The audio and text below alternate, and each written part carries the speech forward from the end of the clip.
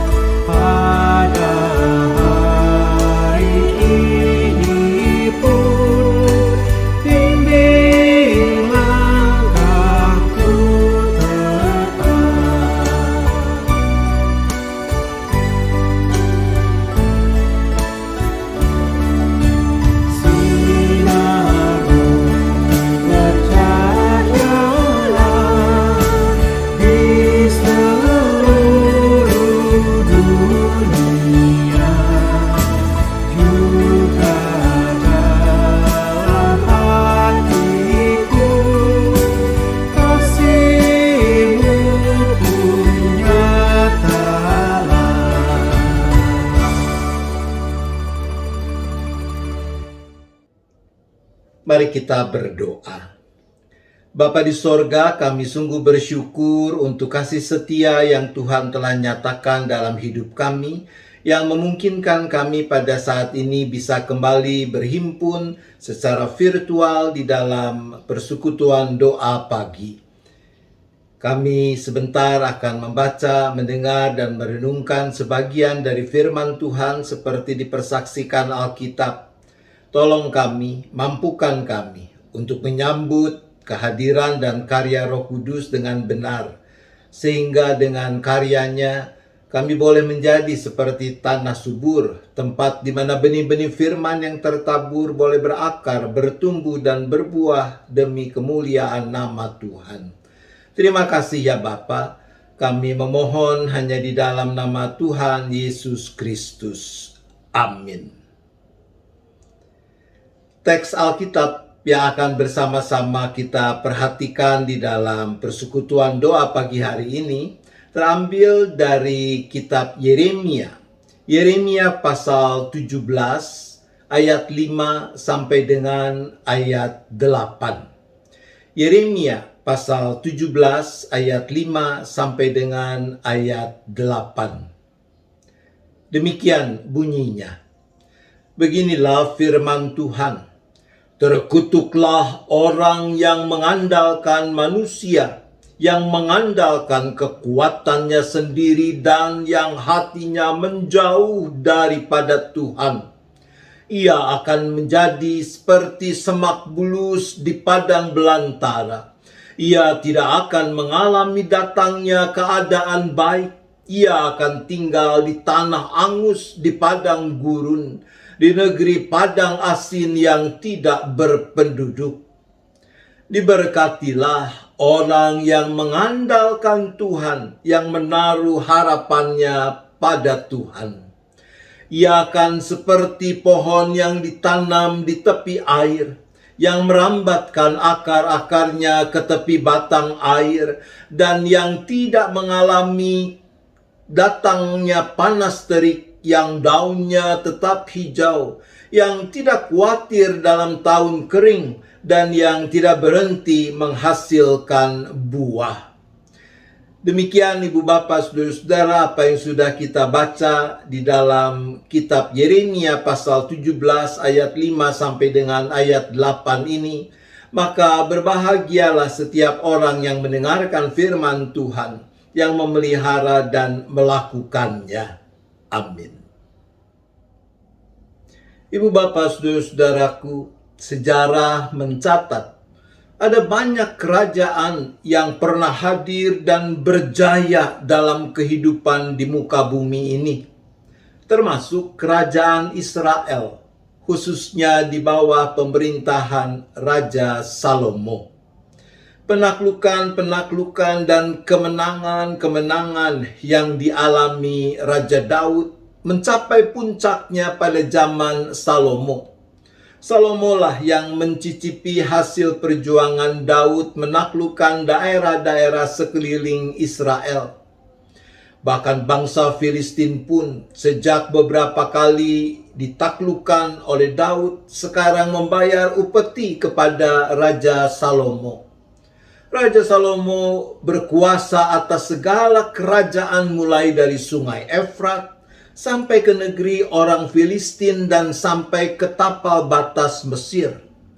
Mereka, negara-negara taklukan itu harus menyampaikan upeti dan tetap takluk kepada Salomo. Salomo membuat banyaknya emas dan perak di Yerusalem, sama seperti batu, dan banyaknya pohon kayu aras sama seperti pohon ara yang tumbuh di daerah bukit. Demikian dipersaksikan di dalam Alkitab. Disebutkan juga berat emas yang dibawa kepada Salomo dalam 1 tahun ialah seberat 666 talenta. Dan itu kurang lebih 22.644 kilogram. Belum terhitung yang dibawa oleh saudagar-saudagar dan pedagang-pedagang, juga dikatakan semua raja Arab dan bupati-bupati di negeri itu membawa emas dan perak kepada Salomo. Dicatat Salomo mengumpulkan kereta-kereta dan orang-orang berkuda, sehingga ia mempunyai 1.400 kereta dan 12.000 orang berkuda dan 4.000 kandang untuk kuda-kudanya dan kereta-keretanya. Dan semuanya ditempatkan dalam kota-kota kereta dan dekat raja di Yerusalem. Dicatat dia juga mempunyai kuda 40.000 kandang untuk kereta-keretanya. Salomo membangun bait Allah yang megah, juga istana dan bangunan-bangunan lain yang tidak kalah megah. Semua itu adalah bagian dari berkat yang Tuhan limpahkan kepada Salomo, karena Salomo pada saat itu mengandalkan Tuhan, menaruh harap kepada Tuhan, seperti dipersaksikan Yeremia 17 ayat 7. Diberkatilah orang yang mengandalkan Tuhan, yang menaruh harapannya pada Tuhan. Namun, apa yang kemudian terjadi? Penulis renungan di dalam saat teduh hari ini menceritakan apa yang ia lihat dan rasakan ketika ia berada di reruntuhan Megiddo di Israel. Dia menulis seperti ini: sambil berdiri di pasar Megiddo kuno, aku memejamkan mata, membayangkan keramaian yang terjadi di tempat ini 3.000 tahun yang lalu. Tempat yang pernah dianggap sebagai permata Israel. Tempat didirikannya Serambi Salomo. Aku membayangkan para pedagang menjajakan dagangan mereka. Para politisi memperdebatkan topik yang hangat, anak-anak yang riuh bermain. Kemudian aku membuka mata dan mengamati reruntuhan dari apa yang dulu pernah merupakan pusat kebudayaan yang hebat itu. Aku mengamati pilar-pilar yang runtuh dan tumpukan bebatuan. Aku terpesona akan kontrasnya keadaan dulu dan sekarang. Begitulah ibu bapak, saudara-saudara, sejarah menunjukkan ada banyak kerajaan dan peradaban yang pada periode tertentu begitu perkasa dan berjaya, tapi kemudian hilang, lenyap, cuma menjadi bagian catatan dalam sejarah. Arnold J. Toynbee, seorang sejarawan, dalam salah satu tulisannya mengatakan begini: 19 dari 21 peradaban yang pernah berjaya lenyap, bukan karena ditaklukkan oleh kekuasaan dari luar, melainkan oleh kemerosotan moral dari dalam. Bisa dikatakan bahwa itu juga yang terjadi dengan kerajaan Israel. Alkitab mencatat awal merosotnya kejayaan kerajaan Israel yang kemudian berujung pada kehancurannya adalah ketika Salomo tidak dengan sepenuh hati berpaut kepada Tuhan. 1 Raja-Raja pasal 11 mencatat rincian hal ini. Salomo melakukan apa yang jahat di mata Tuhan dan ia tidak dengan sepenuh hati mengikuti Tuhan seperti Daud ayahnya. Pada waktu itu Salomo mendirikan bukit pengorbanan bagi Kamos, dewa kejijikan sembahan orang Moab, di gunung di sebelah timur Yerusalem, dan bagi Moloch, dewa kejijikan sesembahan Bani Amon. Demikian juga dilakukannya bagi semua istrinya, orang-orang asing itu yang mempersembahkan korban ukupan dan korban sembelihan kepada Allah-Allah mereka. Ketika hati orang menjauh dari Tuhan, maka bukan Tuhan lagi yang diandalkan, melainkan kekuatannya sendiri. Dan itu adalah ambang kemerosotan moral. Karena moral utamanya adalah urusan benar atau salah, maka ketika kekuatanku jadi andalanku, maka benar atau salah adalah semauku. Salomo, sang maharaja, mungkin berpikir dengan semua yang ada padanya, dia bisa melakukan apapun seturut keinginannya sendiri. Itulah akar keruntuhan kerajaan yang pernah begitu dihormati, disegani, bahkan ditakuti di dunia ini. Seperti dikatakan dalam Yeremia 17 ayat 5. Terkutuklah orang yang mengandalkan manusia, yang mengandalkan kekuatannya sendiri, dan yang hatinya menjauh daripada Tuhan. Saudara-saudaraku, mengandalkan Tuhan tentu tidak berarti mengabaikan tanggung jawab kita. Kita bertanggung jawab untuk melakukan yang terbaik dengan segala sesuatu yang bisa kita pertanggungjawabkan pada Tuhan. Termasuk di masa pandemi yang makin ganas seperti yang terjadi di tengah-tengah masyarakat dan bangsa kita. Kita tetap bertanggung jawab untuk melakukan yang terbaik, untuk segala sesuatu yang kita tahu, kita yakin, kita bisa pertanggungjawabkan pada Tuhan. Dalam hal merawat diri sendiri, keluarga, juga dalam hal berbagi kasih dengan orang-orang lain yang membutuhkan di tengah-tengah kesesakan ini. Tapi, semua itu kita lakukan dengan mengandalkan Tuhan. Menaruh harapan hanya kepada Tuhan. Karena kita tahu, sesungguhnya lah yang bisa kita andalkan hanya Dia. Kekuasaan, kemuliaan dunia, kekuatan dunia sesaat akan sirna.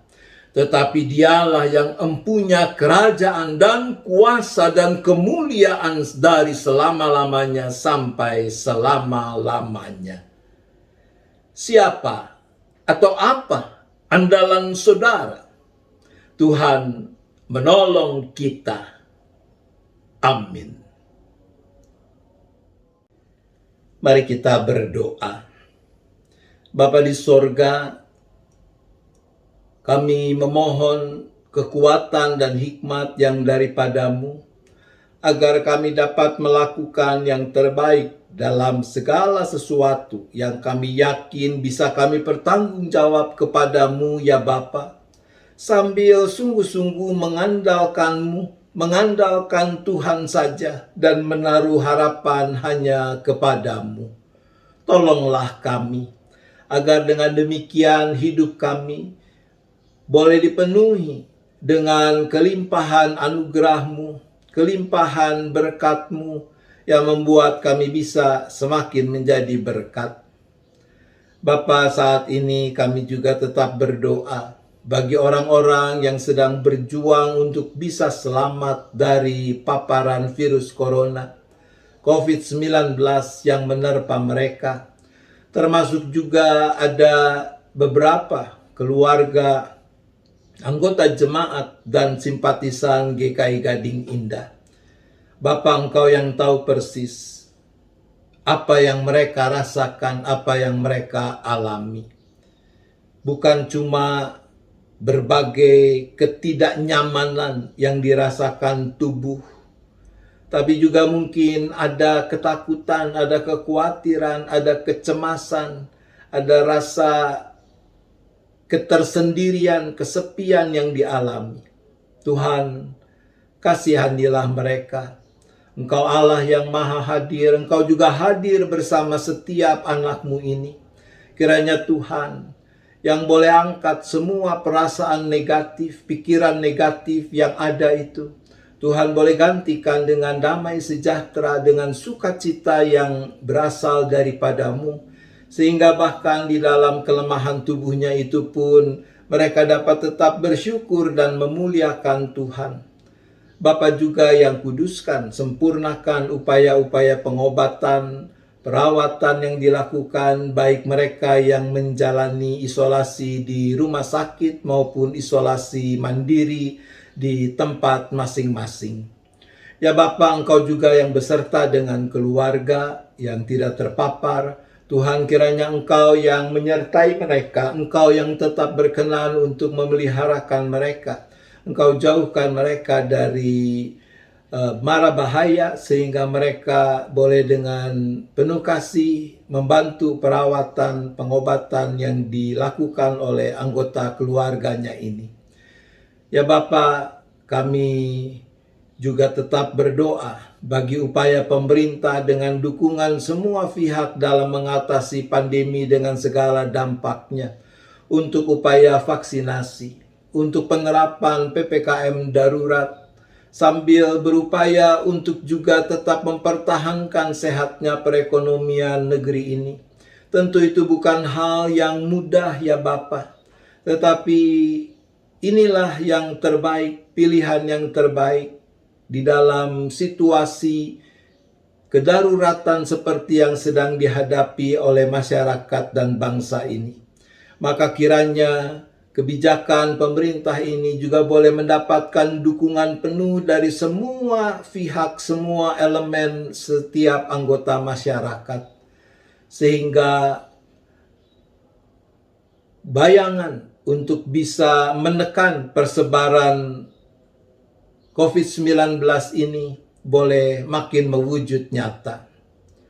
Maka untuk itu ya Bapa, kami juga memohon kiranya Tuhan yang boleh tetap membangkitkan kesungguhan pada segenap anggota masyarakat untuk berdisiplin menjalani keseharian hidup dengan mematuhi protokol kesehatan. Bapa, kami berdoa bagi gereja termasuk GKI Gading Indah di tengah masa pandemi ini. Kiranya gerejamu boleh tetap mau memberi diri untuk Tuhan pakai sebagai pernyataan kasih Allah, saluran berkat Allah, bukan cuma bagi para anggota dan simpatisan, tetapi juga untuk segenap masyarakat yang ada di sekelilingnya. Maka kami bersyukur Tuhan yang juga boleh menghadirkan klinik Gria Kasih Indah sebagai bagian dari GKI, khususnya GKI Gading Indah. Tuhan yang boleh tetap dan terus pakai keberadaan klinik ini, berkati para dokter, perawat, karyawan, semua yang ambil bagian di dalam penyelenggaraan pelayanan lewat klinik ini. Tuhan yang lindungi, Tuhan jauhkan dari segala mara bahaya, seisi keluarga masing-masing, sehingga mereka boleh tetap dengan segenap hati, dengan sekuat tenaga, melakukan pelayanan lewat layanan klinik yang belakangan ini juga berfokus untuk melakukan vaksinasi dalam rangka mensukseskan apa yang menjadi program pemerintah dalam mengatasi pandemi. Bapak, pada saat ini kami juga berdoa untuk keluarga-keluarga yang berduka karena orang-orang yang mereka kasihi telah berpulang. Kami berdoa bagi keluarga almarhum Bapak Rudi Bakhtiar, keluarga almarhum Bapak Gunawan Sidarto, untuk keluarga Saudara Hendy Wijaya dengan berpulangnya Ibunda terkasih, keluarga Saudara Alvin Yonatan dengan berpulangnya Ayahanda terkasih, juga keluarga Saudara Verlina atau Ayen dengan berpulangnya Ibunda terkasih. Bapa di sorga, kami memohonkan kekuatan yang daripadamu untuk meneguhkan iman, pengharapan, penyerahan keluarga-keluarga yang sedang berduka ini, agar mereka tetap dapat memaknai apa yang sudah terjadi di dalam terang iman, dan mereka di dalam iman juga boleh menapaki hari-hari hidup yang masih Tuhan anugerahkan kepada mereka. Ya Tuhan, sebentar kami akan mengakhiri persekutuan doa pagi hari ini. Kiranya Tuhan, Engkau jugalah yang boleh senantiasa memampukan kami untuk memilih apa yang paling tepat untuk kami andalkan di dalam hidup kami. Kami memohon hanya di dalam nama Tuhan Yesus Kristus. Amin. Saudaraku, mari kita menyanyikan lagu penutup dari PKJ nomor 103. Carilah dahulu kerajaan Allah.